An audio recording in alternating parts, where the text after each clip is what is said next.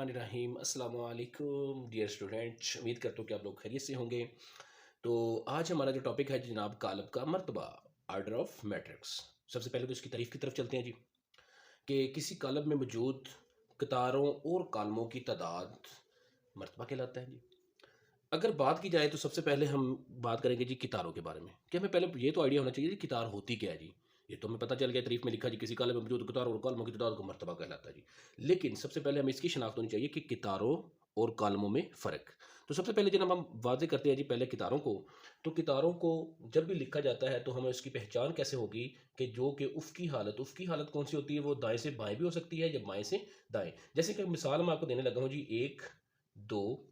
अब इसमें देखा जाए एक और दो की जो तरतीब है वो कौन सी है जी, दाएं से बाएं वाली। कि अगर इसमें इसको मैं एक ब्रैकेट्स के अंदर बंद करके कालब की शक्ल दे रहा हूँ जी, तो इसमें मैं देख रहा हूँ कि उफ़ की तरतीब जो है ना, उसमें हमने देख रहे हैं कि एक और दो की तरतीब कौन सी है जी, उफ़ की। तो ये किसकी पहचान है जी, कितार की। तो कितार किसे कहते हैं जी, दाएं से बाएं भी पढ़ सकते हैं और उससे बाएं अगर एक और दो पढ़ ले तब भी ठीक है, दो एक पढ़ लो तब भी वही बात है। अगर इन्हीं के नीचे मैं एक और चीज़ ऐड करता हूँ जनाब, तीन और चार, तो इसमें भी मैं दाएं से बाएं जो तरतीब देख रहा हूँ वो मुझे क्या नजर आ रही है जी, चार और तीन की। फिर मैं इसको मजीद बड़ा करके दिखा देता हूँ जी, कि इसमें क्या है जी, अब इसमें फिर दाएं से बाएं पढ़ लो तीन चार, बाएं से दाएं पढ़ लो फिर भी चार और तीन। तो इसमें क्या होगा कि जनाब इसको इसकी इस तरतीब को हम कहते हैं जी उफ़ की तरतीब। उफ़ की तरतीब का मतलब कि कितार। तो अब इस कितार की तो आपको वजाहत समझ आ गई होगी कि जिसमें हमने लिखा हुआ है कि जनाब कि किसी भी चीज़ को जब उफ़ की तरतीब में देखा जाएगा तो वो उसकी क्या होगी जी, कितार। अब बात होगी जी कालमों। कालमों की तरफ अगर हम आते हैं तो फिर हम इसमें इसी मिसाल को मैं दोबारा लिखूंगा जी, एक, दो और तीन और चार। अब इसमें हमने क्या देखना है जी, कॉलम की तरतीब अमूदी शक्ल में। इसमें हम क्या कहेंगे जी, अमूदी। मैं आपको पहले वाज़ेह करता हूँ जो अमूदी तरतीब कौन सी होती है, ऊपर से नीचे या नीचे से ऊपर। अगर मैं देखूं, एक और तीन की एक लाइन बन रही है जी, अमूदी टाइप की, जिसे ऊपर से नीचे नीचे से ऊपर आप पढ़ सकते हैं। दो और चार की भी एक लाइन बन रही है जी, दो और चार।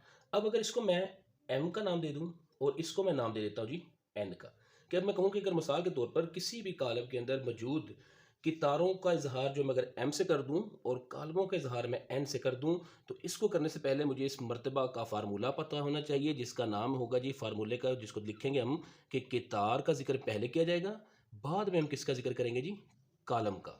कितार बाय कालम। अब जैसे मैंने अभी आपको मिसाल के तौर पे लिख के दिखाया हुआ है कि जनाब मैंने कितार को नाम क्या दिया जी, एम का। तो मैं इसकी जगह पे लिखूंगा जी एम, और कॉलम को मैंने नाम दिया हुआ है जी एन का। तो इसमें अगर देखा जाए तो मैं लिखूंगा जी एन बाई एम।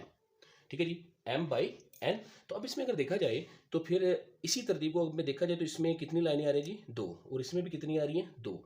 अगर मैं पहले जिक्र कर दूंगा कॉलम का तो वो गलत हो जाएगा। अब मैं सबसे पहले जब भी हम किसी चीज़ का मर्तबा लिखेंगे तो सबसे पहले हमने कितारों का जिक्र करना है, जैसे कि आपको दो लाइनें नजर आ रही हैं, लिहाजा मैं लिखूंगा जी दो। अब इसमें कॉलम कितने हैं जी, दो, वो भी। अब इसमें ये तो समझ आ गई कि जी इनका दोनों का मर्तबा दो बाई दो क्यों लिखा गया, कि दो कॉलम और दो ही कितारें थी। लेकिन अगर हमें एक ऐसी एग्जाम्पल मिल जाती है कि जिसमें हम लिखेंगे, मैं एक फॉर एग्जाम्पल एक नीचे एग्जाम्पल दे रहा हूँ जी, एक और तीन। अब इसमें समझ नहीं आ रही कि इसमें कितार क्या होगी और कॉलम क्या होंगे। अगर मैं इसमें गौर करूं तो एक और तीन को दाएं से बाएं या बाएं और दाएं पढ़ूंगा तो मुझे एक लाइन नजर आ रही है जी।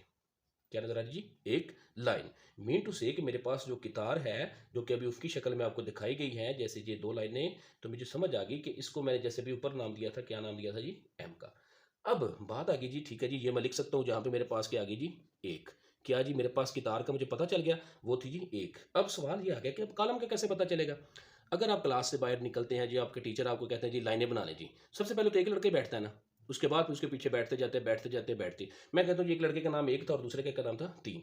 अब अगर ये दोनों बैठे हैं तो इसके पीछे कोई बैठेगा तो जरूर ना, अगर नहीं भी बैठा तो लेकिन ये अपनी इस चीज़ की वजाहत कर रहे हैं कि हमारे पीछे कोई ना कोई आगे जरूर बैठेगा। तो देखा जाए तो तीन की भी एक कॉलम बन चुका है और एक का भी एक कॉलम बन चुका है। तो लिहाजा अब कितनी लाइनें आ रही हैं जी, दो।